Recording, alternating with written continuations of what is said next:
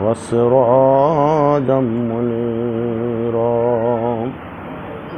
فقد قال الله تعالى في كلام المجيد وفرقانه الحميد أعوذ بالله من الشيطان الرجيم بسم الله الرحمن الرحيم إن الله وملائكته يصلون على النبي يا أيها الذين آمنوا صلوا عليه وسلموا تسليما اللهم صل على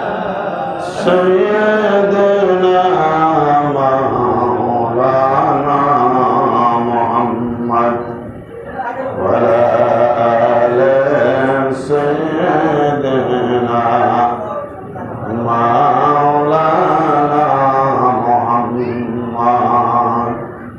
মুসলমানের রক্ত দিয়া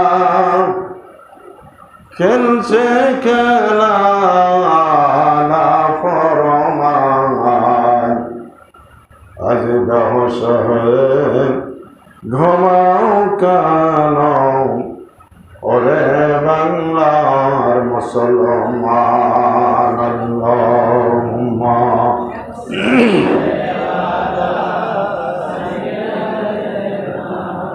مولانا محمد وعلى آل سيدنا مولانا আটগাড়ি দক্ষিণ পাড়া নতুন জামে মসজিদে উপস্থিত ওলামা ইকরাম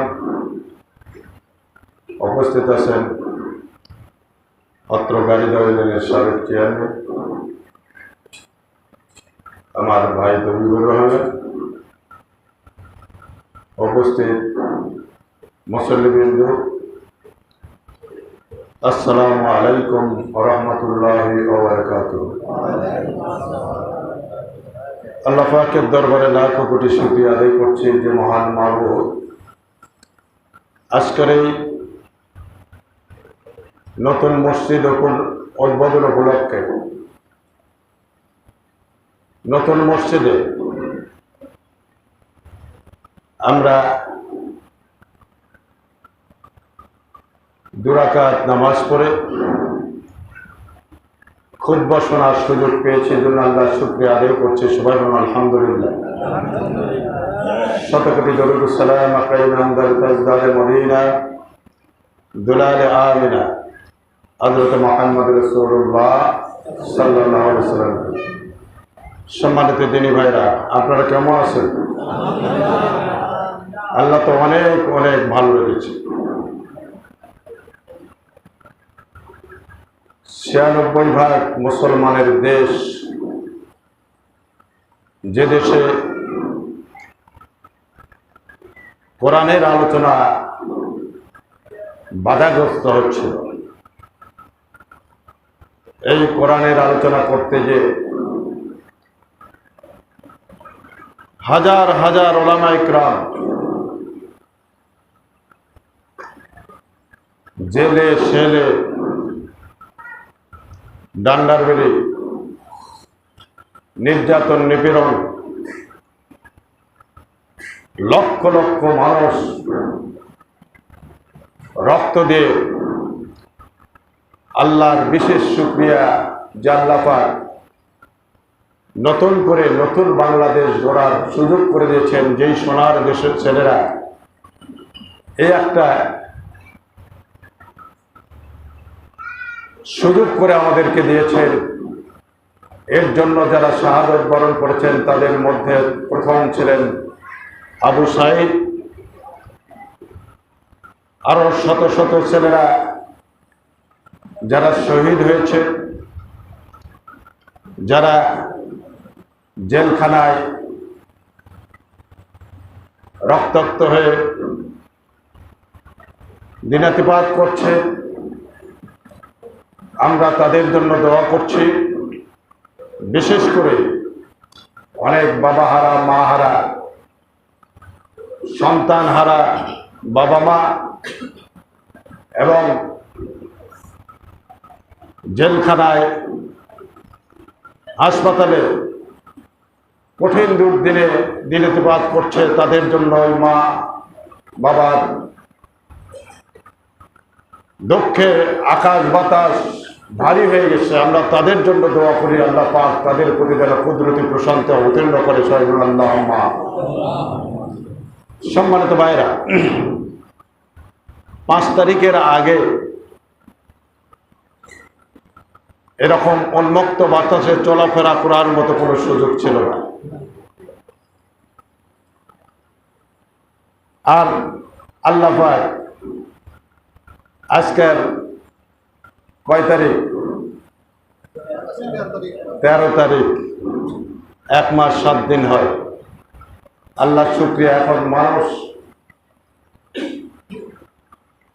একেবারে আরামে শান্তিতে, বিশেষ করে আমরা উন্মুক্ত বাসাতে চলাফেরা করার সুযোগ পেয়েছি।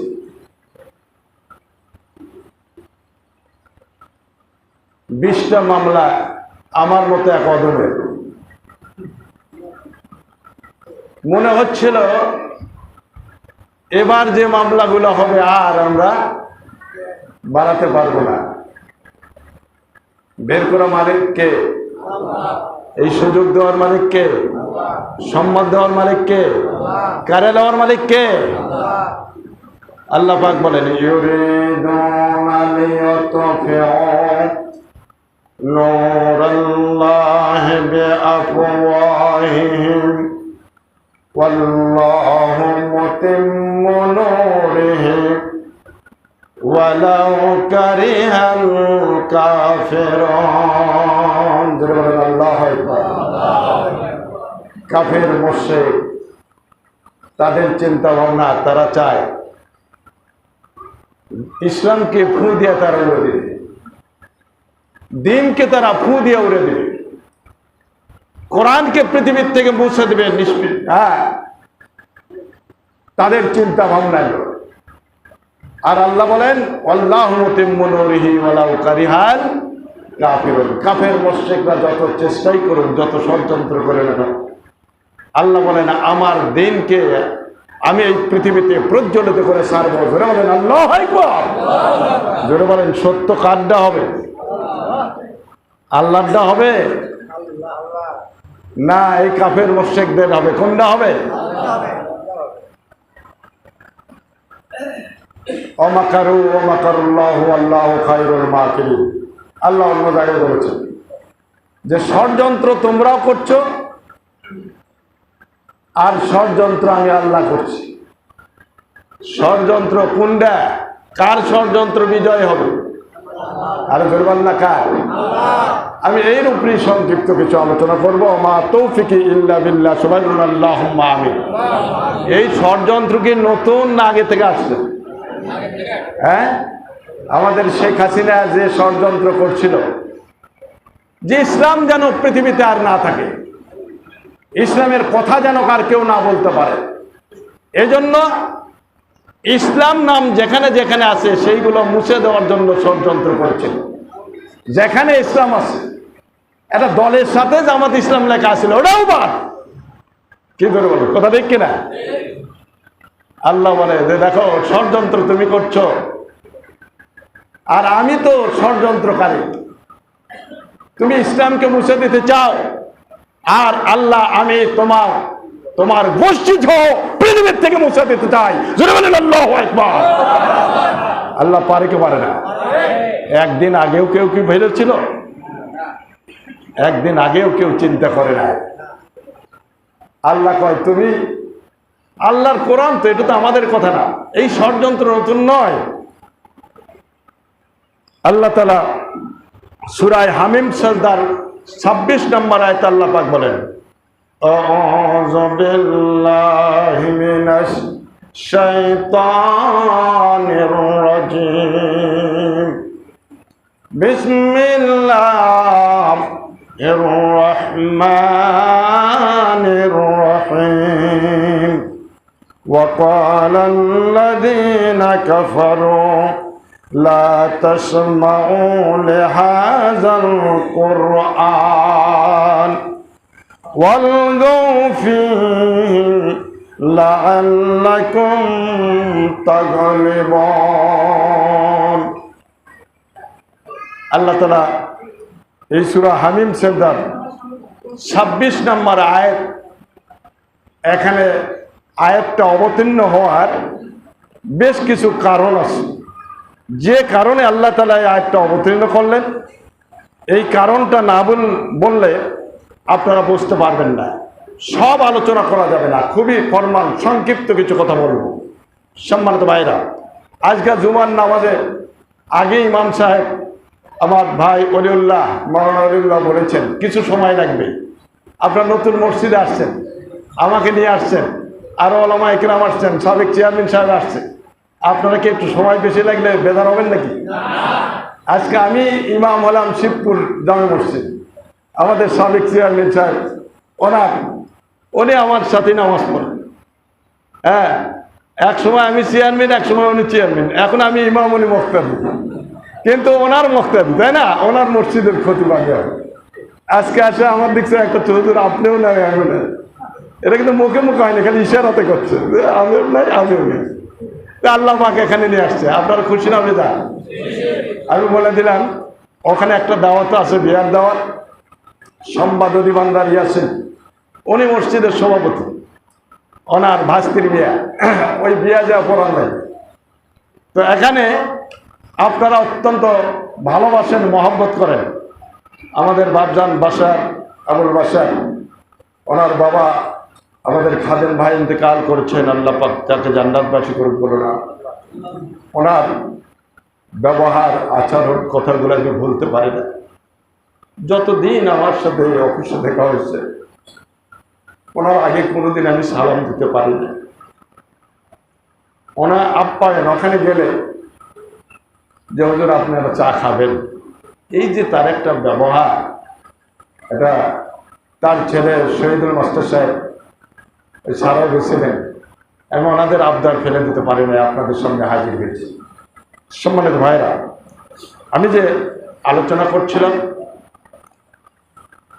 আপনার এই সূরায় হামিম সাজদার 26 নম্বর আয়াত নাজিল হয়েছিল একটা গুরুত্বপূর্ণ সময়। এই সময়টা ছিল হযরত আমির হামজা ইসলাম গ্রহণ করার পরে, আর হযরত ওমরের ইসলাম গ্রহণ করার আগে। এই সময়টা ছিল খুবই গুরুত্বপূর্ণ সময়। একদিন কিছু সংখ্যক কুরাইশ নেতারা মসজিদে নববীর না, মসজিদে হারাম শরীফ অর্থাৎ কাবা শরীফের এক কোণে তারা আসর জমায় গল্প করছে। কুরাইশ নেতা যারা, আবু জেহেল, আবু সুফিয়ান, তাদের নেতৃত্বে কাবা ঘরের মধ্যে বসে থেকে এক জায়গায় আসর জমায় গল্প করতেছে।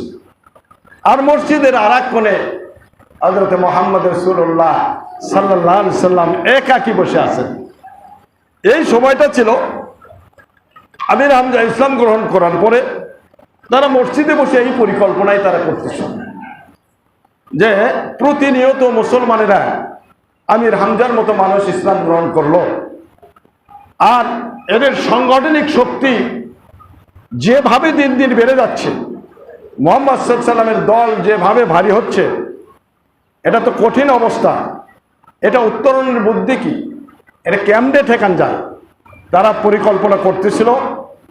হ্যাঁ, এই সময় উতবা ইবনে রুবিয়া, আবু সুফিয়ানের শ্বশুর, এই উতবা ইবনে রুবিয়া সে যায় তাদের কাছে একটা প্রস্তাব পেশ করলো যে তোমরা যদি আমাকে অনুমতি দাও, আমরা একটু মুহাম্মদ সাল্লাল্লাহু আলাইহি ওয়াসাল্লামের কাছে গিয়ে প্রস্তাব পেশ করি। সে যদি মানে তো ভালো, তোমাদের উপকার হবে, আমাদের উপকার হবে, তার সাথে একটু মত বিনিময় করি। কিন্তু তো ঠেকান যাচ্ছে না, লোকজন কার কাজ যায়, কোরআন শুনে আর হু করে মুসলমান হয়ে যায়। জোরে বলেন আল্লাহু আকবার। কোরআন তো একটা মুজিজা, কি বলেন, কথা ঠিক কিনা? কোরআনের মানুষ আলোচনা শুনে পাগল হয়ে যায়। আর এইভাবে যেভাবে মুসলমান হচ্ছে, তাহলে তোমরা যদি একটু প্রস্তাব আমার মেনে নাও, তাহলে দেখি আমি যে তার সাথে একটু মত বিনিময় করি। কয় যাও, তোমাকে অনুমতি দেওয়া হবে। এই রাসূল সাল্লাল্লাহু আলাইহি সাল্লামের কাছে চলে গেল। যাওয়ার পরে রাসূলের কাছে যায় বসার সাথে সাথে রাসূল সাল্লাল্লাহু আলাইহি সাল্লাম তার দিক হয়ে বসলেন। বসার পরে বলতেছে যে মুহাম্মদ সাল্লাল্লাহু আলাইহি সাল্লাম, আমি কিছু কথা তোমার সাথে মত বিনিময় করতে চাই। বলল যে ঠিক আছে, হ্যাঁ আপনি বলেন। বলতেছে, ভাতিজা, বংশ এবং গোত্রের বিচারে তোমার কওমের মধ্যে তোমার যে মর্যাদা, তা তুমি সব অবগত আছো, সব কিছু তুমি জানো। কিন্তু তুমি তোমার কওমকে এক মুসিবতের মধ্যে নিক্ষেপ করছো। তোমার এই কওমেরা এক মুসিবতে পড়ে গেছে। তুমি যে ইসলাম প্রচার শুরু করছো, তারা বড় সমস্যায় পড়ছে। তুমি তোমার কওমকে, কওমের ওকে ফাটল ধরে দিছো। এই যে মক্কাবাসী নেতারা সব একযোগে চলছিল, আর তুমি তাদের মধ্যে একটা ফাটল ধরে দিছো। গোটা কওমকে একেবারে নির্বোধ বানিয়ে ফেলছো। তারা দেখো তোমাকে নিয়েই ব্যস্ত, খুব চিন্তায় পড়ে গেছে। কওমের ধর্ম এবং তাদের উপাস্যদের সমালোচনা করছো। তোমরা গোটা কওমের লোকদের যারা উপাসনা করে তাদের তুমি সমালোচনা করছো। এমন কথা বলতে শুরু করছো যার সার কথা হলো সকলের বাপ দাদা কাফের। তুমি বলছো সকলের বাপ দাদা কাফের ছিল। তুমি যে কথা শুরু করছো, এখন আমার একটু কথা তো বাবা মনোযোগ দিয়ে শোনো। আমি তোমাকে একটু কথা বলবো। আমি তোমার কাছে কিছু প্রস্তাব রাখছি। প্রস্তাবগুলি গভীরভাবে চিন্তা ভাবনা করে দেখো, হয়তো তার কোনোটি তুমি গ্রহণ করতে পারো। রাসূল সাল্লাল্লাহু আলাইহি সাল্লাম বললেন, আবুল ওয়ালিদ, আপনি বলুন, আপনি কি বলবেন বলেন। সে বলল, ভাতিজা, তুমি যে কাজ শুরু করছো, এর দ্বারা তোমার উদ্দেশ্য যদি হয় সম্পদ অর্জন করা, তাহলে তো তোমার চিন্তা করা লাগবে না। তুমি যা চাও এমন সম্পদ দিব, জীবনে আর তোমার কামাই করা লাগবে না, চিন্তা করা লাগবে না, সেই সম্পদ আমি তোমাদেরকে দিয়ে দেব। রাসূল সাল্লাল্লাহু আলাইহি সাল্লাম চুপ, কোনো কথা বলছে না। তারপর বলছে, এভাবে যদি তুমি নিজের শ্রেষ্ঠত্ব কামনা করো, তাহলে তোমাকে নেতা বানিয়ে দেব। আমাদের কওমের নেতা হবে তুমি। তোমাকে সারা কোনো বিষয় ফয়সালা হবে না, কি চাও তুমি এটা দিয়ে দিতে পারি। তারপর বলছে, যদি তুমি বাদশাহী চাও, যে আমি বাদশাহগিরি করবো, রাজত্ব চালাবো, যাও, তোমাকে আমরা বাদশাহী দিয়ে দেব। দেখেন কতগুলো প্রস্তাব আসতেছে। তারপর বলছে, আর যদি তোমার উপর কোনো জিন ভার করে থাকে, ভর করে, জিন ভর করে না, জিন টিন তোমাকে ধরে, তুমি নিজে সারবার পারতেছ না, তুমি তারা বেরো পারতেছ না, তাহলে আমাদের টাকা পয়সা খরচ করে, তাহলে আমরা ওই জিন ছাড়ানোর লোক টোক দিয়া তোমাকে জিন ছাড়া দেবো। তুমি যা শুরু করছো বাবা, খুব মুশকিল। এবার অতবা বলল, তোমার চিকিৎসার ব্যবস্থা আমরা করবো। অতবা এসব কথা বলছিল, আর নবী করিম সাল্লাল্লাহু আলাইহি সাল্লাম চুপচাপ, কোনো কথা নাই, শুনছেন না। অতঃপর তিনি বললেন, আপনি কি আপনার সব কথা বলেছেন? আর কোনো কথা আছে? আমার এই কথাগুলো কি বুঝতে পারছেন তো? দেখেন, আর কোনো কথা আছে? তিনি বললেন, হ্যাঁ। তিনি বললেন, এখন আমার কথা শোনো। আপনার কথা শেষ, এখন আমারটা শোনো। এরপর রাসূল সাল্লাল্লাহু আলাইহি সাল্লাম শুরু করলো, বিসমিল্লাহির রহমানির রহিম, হামিম, তানজিলুম মিনার রহমানির রহিম। জোরে বলেন আল্লাহু আকবার। আল্লাহর নবী কোনো কথা বলছেন না, কোরআন তেলাওয়াত শুরু করে দিল। হামিম সেজদার আপনার সাজদার আয়াত পর্যন্ত আল্লাহর নবী তেলাওয়াত করলেন, তেলাওয়াত হচ্ছে। আর উতবা শুনে পাগল হয়ে গেছে, বেহুঁশ হয়ে গেছে। উতবা পিছন দিকে ঠেস দিয়ে আল্লাহর নবীর কথা শুনতে শুনতে আর দুনিয়ার খেয়াল নাই, পাগল হয়ে গেছে, যেন আল্লাহর সাথে সে দিদারে চলে গেছে, হাবুডুবু খাচ্ছে। পেছন দিকে ঠেস দিয়ে আল্লাহর নবী বলছে, বেহুঁশের মতো শুনছেন, শুনতে শুনতে তার আর কোনো জ্ঞান নাই। আল্লাহর নবীর সাজদার আয়াত পর্যন্ত তেলাওয়াত করছেন। তেলাওয়াত করার পরে এলতে লাগলো, উতবা আমি তোমাকে জবাব দিলাম, তুমি হয়তো জবাব পেয়ে গেছো, তোমার এখন যা ইচ্ছা যা খুশি তাই করতে পারো, তুমি ঈমান আনো আর না আনো তোমার মনের খুশি অনুযায়ী তুমি যা ইচ্ছা তাই করতে পারো। উতবা উঠে কুরাইশ দেশদের আসরের দিকে যাচ্ছে, কিন্তু উতবার মন মানুষের অন্যর হয়ে গেছে, আল্লাহর দিকে চলে গেছে, ঈমান আনার জন্য প্রস্তুতি গ্রহণ করছে। এইবার সে দূর থেকে ওই আসরের লোকজন দেখতে পেল, আবু জেহেল আবু সুফিয়ান যারা ছিল তারা দেখলো উতবা যে অবস্থায় আমাদের থেকে গেছে, আর তো সেই উতবার চেহারা নাই, চেহারার পরিবর্তন হয়ে গেছে। যেটা বলেন আল্লাহু আকবার। আর সে চেহারা নাই। উতবার চেহারা দেখে আশ্চর্য হয়ে গেল, বলতে লাগলো তোমার চেহারার পরিবর্তন আসছে কেন? যে চেহারা নিয়ে তুমি গিয়েছিলাম এই চেহারা তো আর তোমার মধ্যে সেখানে দেখা যায় না। সে এসে বললো, লোকদেরকে লোকজন তাকে জিজ্ঞাসা করলো, বলতে লাগলো তুমি মুহাম্মাদের কাছে কি শুনে এলে? আবু জেহেল আবু সুফিয়ান এরা বললো তোমার চেহারা চেঞ্জ হয়ে গেছে, তুমি কি শুনে এলে, ব্যাপারটা কি? আল্লাহর নবী কি বলল? সে বলল, আল্লাহর কসম এমন কথা শুনেছি যা এর আগে কখনো শুনি নাই। জোরে বলেন আল্লাহু আকবার, জোরে বলেন আল্লাহু আকবার। কোরআন হলো মুজিজা। আল্লাহর কসম আমি এমন কথা জীবনে শুনি নাই, আল্লাহর কসম যা শুনেছি এটা কোনো আপনার জাদু না, এটা কোনো কবিতা না, এটা কোনো গণকের কথা না। কারণ আবু জেহেল বলতেছিল জাদুকর, মোহাম্মদ গণক, মোহাম্মদ কবি, এরকম বলতেছিল। এই জন্য সে নিজের মুখে বলতে লাগলো।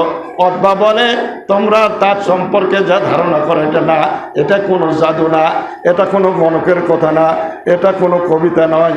সে কুরাইশ নেতৃবৃন্দ কথা শোনো এবং তাকে তার কাজ করতে দাও, খবরদার বাধা দিও না। আমি বিশ্বাস করি, আল্লাহর কসম করে বলতে চাই, সে যে বাণী তোমাদের সামনে পেশ করছে, যে আলোচনা করছে, এই বাণীকে কেউ ঠেকাতে পারবে না। এটা সফল হবে, এই কোরআনকে কেউ বাধাগ্রস্ত করতে পারবে না। আল্লাহু আকবার। উতবার কথা শুনে এরা আশ্চর্য হয়ে গেল যে কয় কিরে, উতবা শেষ পর্যন্ত তুমি মুহাম্মাদের কাজ যায় ধরা খেলে, এই জাদুর কাছে তুমি হার মানলে, এই কথা বলতে লাগলো। তখন তারা বলতে লাগলো এখন কি করা যায়? আবু বলতে লাগলো আমির হামজা সেও তো ঈমান আনলো, এটা মুশকিল, এটা তো ঠেকান যাচ্ছে না। উতবাও তো ঈমান এনে ফেললো, এখন কি করা যায়? তখন তারা সিদ্ধান্ত দিতে লাগলো যে পরামর্শ করো কি করা যায়। তারা পরামর্শের সিদ্ধান্ত নিল, বুদ্ধি একটাই, মুহাম্মদ সাল্লাল্লাহু আলাইহি সাল্লাম যেন কোরআন শুনতে না পায়, কোরআন যেন শুনতে না পায়, বাধা দাও, ঠেকাও। বলে কিভাবে ঠেকাবে? আরে জনসমাবেশ করো। জনসমাবেশ কোন জায়গায় করবো? হারাম শরীফে, মক্কার মাঝখানে এই ফাঁকা জায়গায়। আর ওখানে আবু জেহেলকে বলে দিল তুমি নেতা আমাদের, তুমি নেতা, যা বলবে আমরা তাই শুনবো, তুমি বলে দাও কেউ যেন কোরআন না শুনতে পারে। চারিদিকে আপনার প্রচার করা হলো, বিশাল জনসমাবেশ। আর প্রধান অতিথি হলো আবু জেহেল। কথা বুঝতে পারছেন না?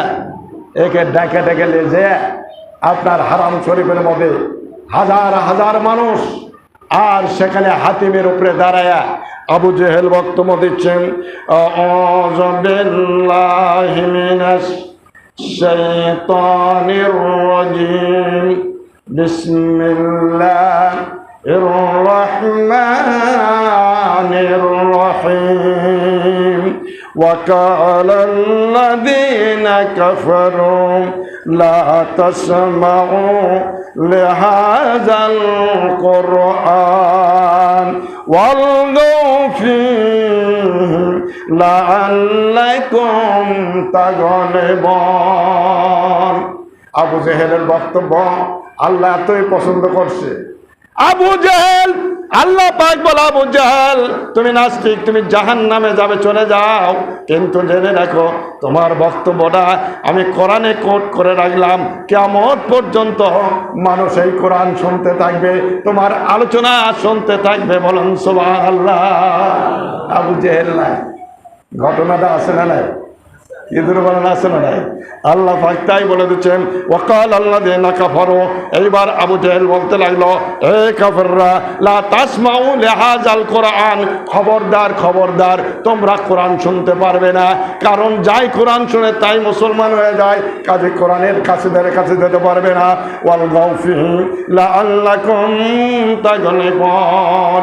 কোনো ব্যাখ্যা পরে যদি কোরআনের আলোচনায় চলে যাও, তাফসীর মাহফিলে চলে যাও, কোরআন যেখানে আলোচনা শোনা যায় সেই বইটাকে যাও, লাআল্লাকুম তাগলিবুন, তাহলে সেখানে হট্টগোল করবে, মারামারি করবে, কাটাকাটি করবে। খবরদার এমন কাজ করতে থাকবে মুহাম্মাদের ওই কোরআন যেন কেউ শুনতে না পায়।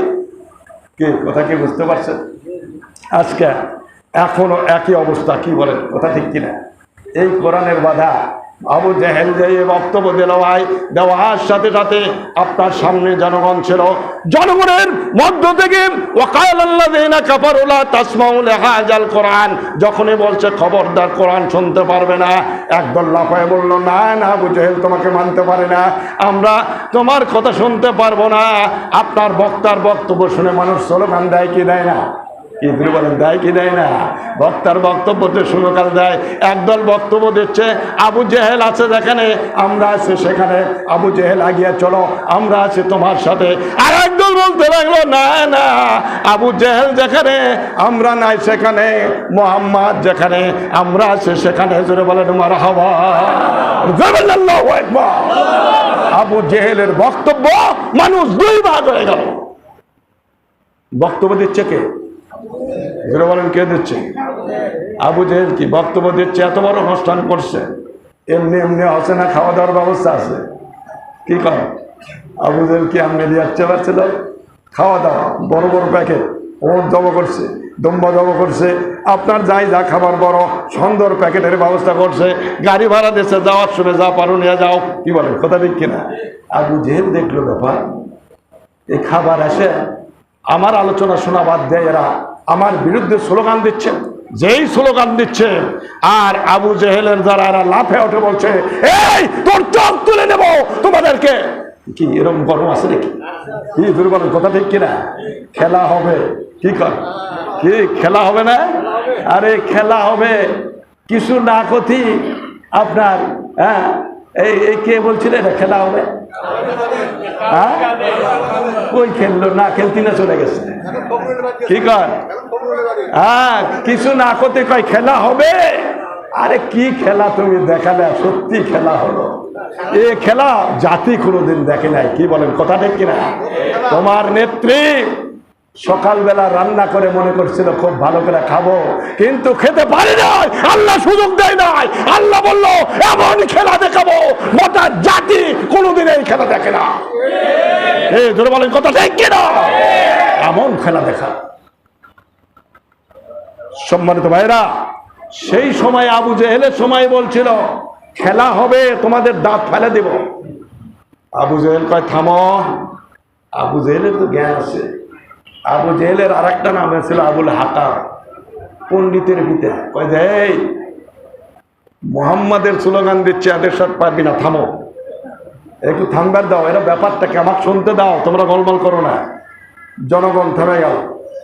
বলছে বাবা তোমরা দাঁড়াও তো দেখি কতজন তোমরা দাঁড়াও। দেখে যে বাবা প্রায় সবগুলাই। জুড়ে বললাম কি ব্যাপারটা? কি তোমরা খেপছো কেন?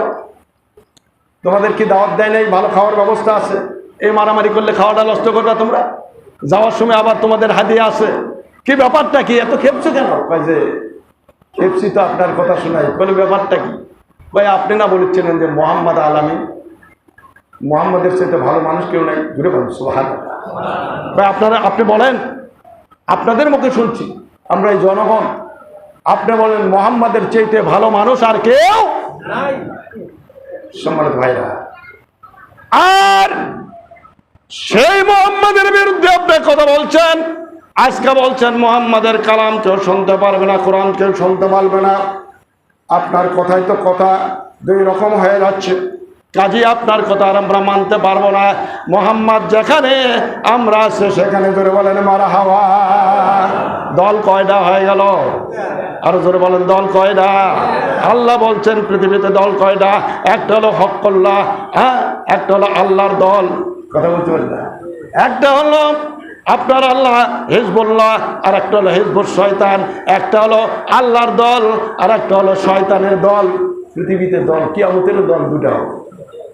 আমরা এত দল দেখেছি, এত দল কোন তো, হ্যাঁ, একমাত্র বাংলাদেশে ইসলামী দল কতগুলো আছে হিসাব করে শেষ করতে পারবেন না, এত দল। আল্লাহ বলেন কিয়ামতের দিনে দুইটা দল হবে। এক দলের চেহারা হবে কালো বর্ণের, আর এক দলের চেহারা হবে সাদা বর্ণের। আল্লাহ পাক ওই দিন বলতে থাকবে ইয়াউমা তাবিয়াদ্দু ওজুহু ওয়া তাসওয়াদ্দু ওজুহু। আল্লাহ পাক বলেন এক দলের চেহারা কালো বর্ণের হবে, আর এক দলের চেহারা সাদা বর্ণের হবে। আল্লাহ পাক যাদের চেহারা কালো বর্ণের হবে আল্লাহ তাদেরকে ডেকে ডেকে বলবেন আকাফারতুম বাদা ঈমানিকুম, তোমরা কি ঈমান আনার পর কুফরি করেছিলে? ফাযুকু আযাবা বিমা কুনতুম তাকফুরুন, তোমরা ঈমান আনার পর কুফরি করেছিলে, এই জন্য ফাযুকু জাহান্নামের স্বাদ গ্রহণ করতে থাকো। ফাযুকু আযাবা বিমা কুনতুম তাকফুরুন, তোমরা কুফরি করেছিলে, ঈমান আনার পরে আবার বেঈমান হয়ে গিয়েছিলে, এই জন্য আজকে জাহান্নামের স্বাদ গ্রহণ করো। আজকে তোমাদের চেহারা কালো বর্ণের হবে। ও আম্মাল্লাযীনা বিয়াদ্দাত ওজুহুম ফাফি রাহমাতিল্লাহ, আর এক দলের চেহারা হবে সাদা বর্ণের। আল্লাহ বলবেন এদের কোনো হিসাব নাই, কিতাব নাই, কোনো কিছু নাই, এদের চেহারা ভালো, এদের চেহারা দেখাচ্ছে সুন্দর। ফাফি রাহমাতিল্লাহ, এরা আল্লাহর রহমতের নিচে থাকবে। জোরে বলেন মারহাবা, আর জোরে বলেন আল্লাহু আকবার। আল্লাহর রহমতের ছায়ার নিচে থাকবে। সম্মানিত ভাইরা, আমার আলোচনা করার সময় নাই। আমি যে কথাটা বলছিলাম, আপনার এই দল আজকে নতুন নয়, এরকম এই নাস্তিকের দল আজকে নতুন আসে নাই, কিয়ামতের দিনটা আপনার পর্যন্ত থাকবে। আল্লাহর নবীর সময়ও এই আবু জেহেল ছিল, এই আবু জেহেলের গোষ্ঠী এই পৃথিবীতে থাকবে। আপনার লড়াই করতে হবে, সংগ্রাম করতে হবে এই আবু জেহেলের গোষ্ঠীর বিরুদ্ধে। জুড়ে বলেন কথা ঠিক কিনা? তাহলে আমরা কি আল্লাহর পক্ষে থাকবো না আল্লাহ রসুলের পক্ষে, না আবু জেহেলের পক্ষে? আরে জোরে বলেন কার পক্ষে থাকবো?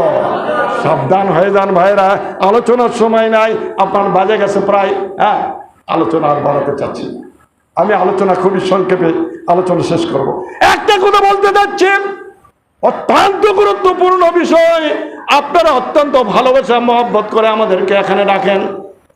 ভাই 38 বছর ইমামতি করেছি, 38 বছর বগুড়া শহরে ইমামতি করেছি। 38 বছর পরে আসার পর মনে হচ্ছিল আর ইমামতি করব, কিন্তু সারলো না। শিবপুর গেলাম, এই শিবপুর চেয়ারম্যান সাহেব আছে, সাক্ষী চেয়ারম্যান, আল্লাহ রহমতে যায় ওখানে একদিনই চেয়ারম্যান সাহেব কি এসির কত 3 লাখ টাকা। তারপরে মসজিদের মাইক হয়ে গেল আপনার এত কিছু। চেয়ারম্যান সাহেব কয় সর্বনাশ, উনি লাইফে একটা ঘোষণা দিল যে আমাদের জীবনে শিবপুর গ্রামে আমার বহু ইমাম পাশে আল্লাহ এরকম কালেকশন আমরা কোনোদিন দেখি না। এই চেয়ারম্যানের সাক্ষী আপনাদের সাবেক চেয়ারম্যান সাহেব আমার সামনে সোনার মসজিদে। তা আপনারা এই বর্তমান সময়ে আমরা কার পক্ষে থাকবো? জোরে বলেন আল্লাহ রাসূলের পক্ষে। কি বলেন কথা ঠিক কিনা? কে রাজি আছি তো? আমরা রাজি আছি তো? সম্পদ দেওয়ার মালিক কে? কারালে দেওয়ার মালিক কে? আজকে দেখেন কোটি কোটি টাকা আপনার আত্মসাৎ করেছে। আশ্চর্য লাগে আমাদের বগুড়ার, আমাদের শেরপুরের মডেল মসজিদের দিক দেখলে। আমি সেদিন গেছিলাম সাইদি সাহেবের ফাউন্ডেশন দেখার জন্য, 45 জন আলেম নিয়ে সেখানে গেছিলাম, যাতে রাস্তার মধ্যে মডেল মসজিদ দেখলাম। আহারে মসজিদ দেখে ভালো লাগলো, তার পাথর, তার চেহারা, তার কামকাজ। আর এখানেও আমাদের নেতারা তৈরি করছে মসজিদ। মারা খাওয়ার তো একটা সীমা আছে রে ভাই, কি কন কথা ঠিক কিনা? মারা খাওয়ার তো সীমা আছে। আজকে বিদ্যুৎ পাচ্ছি না, আপনি কি চিন্তা করতে পারেন আপনার ভারতের কাছে আপনার 96,000 কোটি টাকা আপনার এই বিদ্যুৎ খাতে আপনার টাকা দেয় নাই।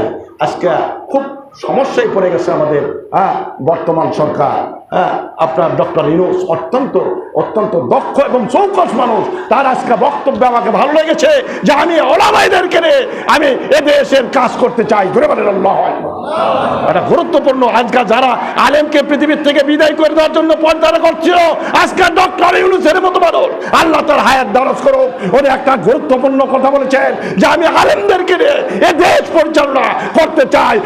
আল্লাহু আকবার। আল্লাহ তাকে কবুল করুক, বলুন আমিন।